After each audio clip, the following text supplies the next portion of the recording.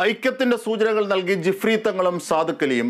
കേരളത്തിലെ സൗഹാർദ്ദം നിലനിർത്താൻ സാദിഖ് അലി സ്നേഹ സന്ദേശ യാത്ര നടത്തണമെന്ന് സമസ്ത അധ്യക്ഷൻ സയ്യിദ് ജിഫ്രി മുത്തുക്കോയ തങ്ങൾ പറഞ്ഞു. തങ്ങൾ ഒറ്റയ്ക്ക് ജയിക്കേണ്ടവരെല്ലാം ഒരുമിച്ച് നിന്ന് ജയിക്കേണ്ടവരാണെന്നും സാദിഖ് അലി തങ്ങളും പറഞ്ഞു.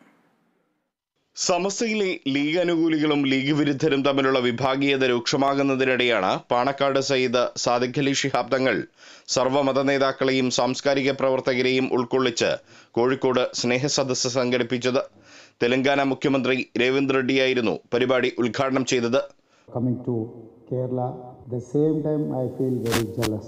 Why? Because I am proud for that. Kerala people never allowed any communal forces into Kerala. I am jealous.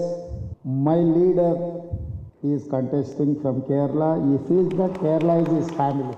എല്ലാ മതനേതാക്കളും സംബന്ധിച്ചെങ്കിലും അതിഥിയായി ക്ഷണിക്കപ്പെട്ട സമസ്ത അധ്യക്ഷൻ സയ്യിദ് ജിഫ്രി മുത്തുക്കോയ തങ്ങളായിരുന്നു പരിപാടിയുടെ ശ്രദ്ധാകേന്ദ്രം. സമൂഹത്തിൽ ഐക്യത്തിന് വേണ്ടിയുള്ള സാദിഖ് അലി തങ്ങളുടെ ഇത്തരം ശ്രമങ്ങളെ പ്രശംസിച്ചായിരുന്നു ജിഫ്രി മുത്തുക്കോയ തങ്ങളുടെ പ്രസംഗം. ഇത് ഇനിയും പുതുക്കിക്കൊണ്ടേയിരിക്കണം. മനുഷ്യന്മാർ തമ്മിൽ ഇവിടെ സ്നേഹം ഉണ്ടാവണം, മതങ്ങൾ തമ്മിൽ സ്നേഹം ഉണ്ടാവണം. അങ്ങനെയാണ് ഇസ്ലാമിൻ്റെ അധ്യാപനം.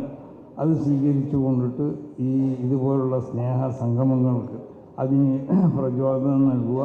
അഭിപ്രായ വ്യത്യാസങ്ങൾ സ്വാഭാവികമാണെന്നും അതുണ്ടാകുമ്പോൾ ഒരുമിച്ചിരുന്ന് സ്നേഹവും സൗഹാർദ്ദവും ഉണ്ടാക്കണമെന്നും സാദിഖ് അലി തങ്ങളും പറഞ്ഞു. ഇത് ഹജ്ജ് മാസമാണ്. എത്രയോ വിശ്വാസികൾ പരിശുദ്ധ ഹജ്ജ് കർമ്മത്തിന് വേണ്ടി മക്കയിലേക്ക് പോയിക്കൊണ്ടിരിക്കുന്നു. സ്നേഹത്തിന് വേണ്ടി ദാഹിക്കുക എന്നുള്ളത് മനുഷ്യ സഹജമാണ്. മനുഷ്യനും തമ്മിലുള്ള സ്നേഹമാണ് മനുഷ്യ സ്നേഹം. അപ്പോൾ ആ സ്നേഹത്തെ നമുക്ക് നിലനിർത്താൻ നമ്മുടെ ബന്ധങ്ങളെ നമ്മൾ ഊട്ടിയുറപ്പിക്കുക എന്നുള്ളതല്ല. ഹൈന്ദവ മഠാധിപതികളും ക്രിസ്തീയ മതനേതാക്കളും മറ്റ് ഇതര മുസ്ലിം സമുദായ സംഘടനാ നേതാക്കളും സംബന്ധിച്ചു. പ്രതിപക്ഷ നേതാവ് V D Satheesan, KPCC president K Sudhakaran, PK Kunhalikutty തുടങ്ങിയവരും കൈതപ്രം ദാമോദരൻ നമ്പൂതിരി, KP രാമനുണ്ണി അടക്കമുള്ള സാംസ്കാരിക പ്രവർത്തകരും സംബന്ധിച്ചു. Riyas KMR, Kerala vision news, Kozhikode.